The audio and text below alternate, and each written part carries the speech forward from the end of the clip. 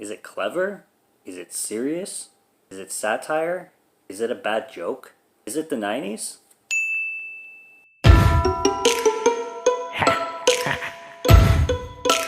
Here we go!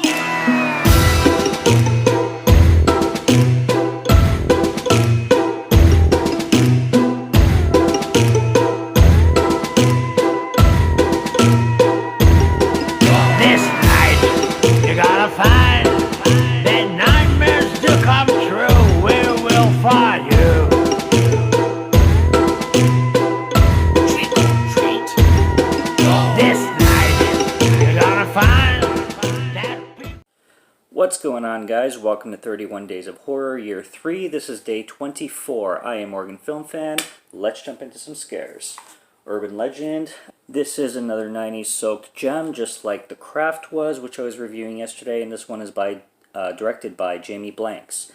This stars a few known actors of the time. I guess they were quite new, but known actors today, like Jared Leto. You got Tara Reid, the infamous Tara Reid, of course. You got Brad Dourif making a cameo in here, real quick, and you've got also Robert Englund, legendary Robert Englund in the horror scene, being Freddy Krueger, obviously, as everybody knows. Loretta Devine, which has been in a slew of films over the years, and she makes a glorious appearance in here as well. I recognized her right away, but I will be getting into that a little bit more later as I get more into the film. Now, like I said, drenched in 90s again. I'm kind of comparing The Craft to this because I watched them one day to the next kind of thing. And this one is certainly slasher territory, which is more up my alley. And synopsis-wise, this takes place in a university, and you got a bunch of university kids, and you're introduced to them all right at the beginning fairly quickly. It opens up with actually one of the greatest scenes in horror, especially 90s horror. The whole opening of the movie is fantastic. It's perfect. That's actually where Brad Dourif makes his appearance.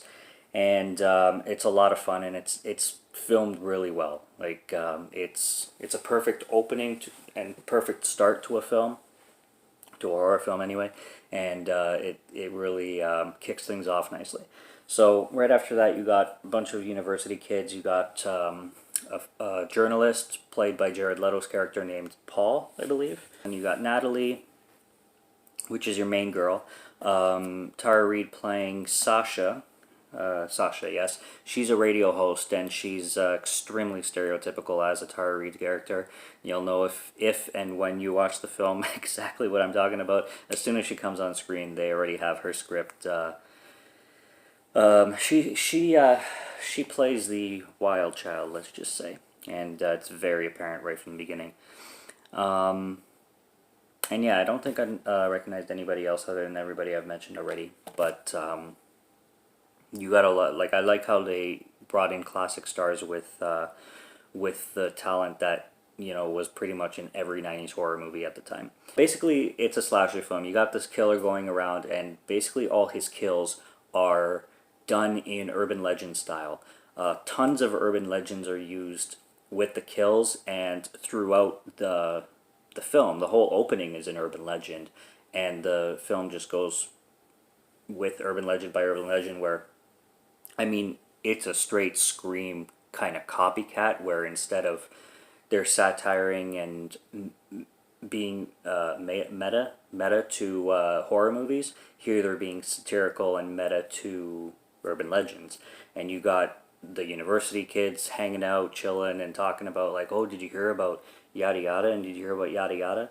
And the main girl and Paul, which is Jared Leto's character, start to kind of investigate these killings more, and the more and more they investigate, the more and more they realize that these killings are somewhat connected to them, keeping it kind of spoiler-free, and just things escalate from there, because there's a connection with the first opening murder to the main girl, Natalie, and the professor of this university, the professor of these students, is played actually by Robert Englund. and he's connected to the history of the university. There was this event called the Stanley Hall Massacre, which is another urban legend going around the university, where there was a slew of murders and it was covered up, and the journalist Paul starts to investigate and starts to unravel all these things that happened way back in the 70s. And it starts to play off as a murder mystery, because it goes in a direction where it's a whodunit. You wonder who the killer is, and they start to, people get picked off, and who you think is the killer ends up getting picked off, and then it's a big old surprise at the end. Completely 90s style, and they take this ending as cheesy as they possibly can, just like the ending, like the last 10 to 15 minutes of the film, where it goes completely cheeseballs and completely 90s and completely trope city, because that's what the 90s was famous for, and early 2000s. It's certainly one of those. But I really liked this film as much as I did The Craft. I like it just a little bit better, and there are lots of reasons. There are a few reasons why. Lots of reasons. There are a few reasons why. First, I like slashers. They're one of my favorite subgenres of horror, so slashers always are a win for me. And I love the atmosphere of this film. It's cheesy atmosphere, it's 90s atmosphere, but what really sells me into a film is if it makes me kind of feel the environment, and if it vibes with me, kind of thing.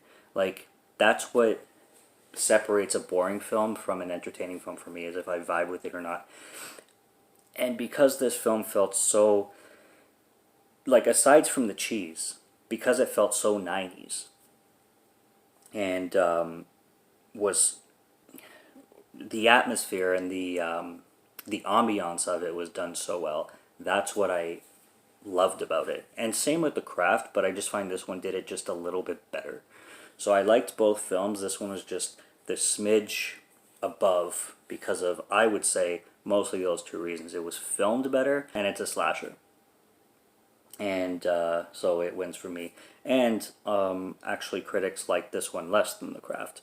So go figure. I always make my own opinions anyway. I've watched films that no critics like and I love, and I've watched films that every critic loves and I hate. So it goes both ways. But yeah, my thoughts. The main character, Natalie, lives with a roommate, and her roommate, again, the goth chick of the 90s. Like I said with the Craft review, her name in the credits should just be the goth chick of the 90s, because that's who she is. She listens to Rob Zombie and Marilyn Manson. She's clearly a manic depressive. All she does is go on blogs and dating sites, matchwithgoths.com. And her roommate Natalie walks in on her, and she's totally having sex with this guy with Freak Show Baby by Rob Zombie playing. She's like, close the effing door, or something like that. Which actually comes into a cool gag and a funny gag with a kill involving her later on in the film. But I won't get into the kill. Well, I will a little bit without spoiling anything. But basically, she's getting killed by the guy, and her roommate thinks that she's just having sex in the dark, and she's like, okay, I won't look. Well, meanwhile, she's actually getting strangled to death, not fucked to death. But there's a scene which I love with Loretta Devine, the actress who plays Reese. Reese is a female security guard, basically, in the university. And Loretta Devine, I recognize actually her from the movie Crash. She plays Shaniqua Johnson, for anybody who's seen the 2005 film Crash, that won an Oscar for Best Picture. So I recognized her right away. As soon as she came on screen, I'm like, hey, Shaniqua Johnson from Crash. And there's a scene where she's watching a Pam Grier film, and she's reciting every line in the Pam Grier film with her gun and, like, pretending to be badass. It was absolutely genius.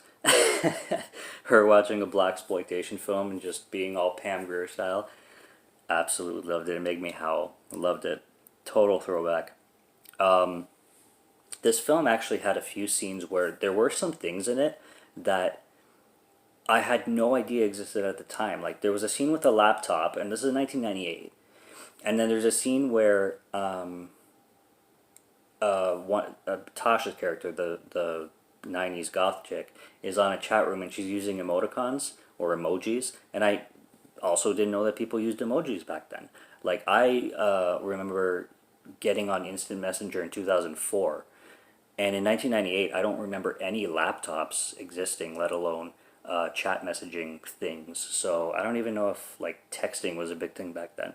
I don't know. I was only 9, so I wouldn't have known anyway. But yeah. That's about it. That's about it for my notes. I love this one. I was going to come in at a 78 out of 100 just like I did with The Craft, but because this is a slasher and because I found it a little bit more entertaining in the way it was filmed and done in general, I'm going to bump it up to an 82. So I'm saying 82 out of 100 for this one. Why out of 100? Because I hate decimals. And that's how I'm going to leave it. Yeah, 1998 film, Scream Factory release. This one absolutely has the floating heads. See all those floating heads? Yeah. Floating heads of the 90s. Got to love it. So that's going to be my review number 24. And I will be back for review number 25. And we are almost at the finish line. Yeah. Subscribe to Morgan Film Fan if you haven't already to keep up with all these reviews. And maybe you could just stream them all at once when they're all done. You can go from 1 to 31. Marathon this bitch. So I will be back later, and until next time, I will see you guys and have a good night and cheers.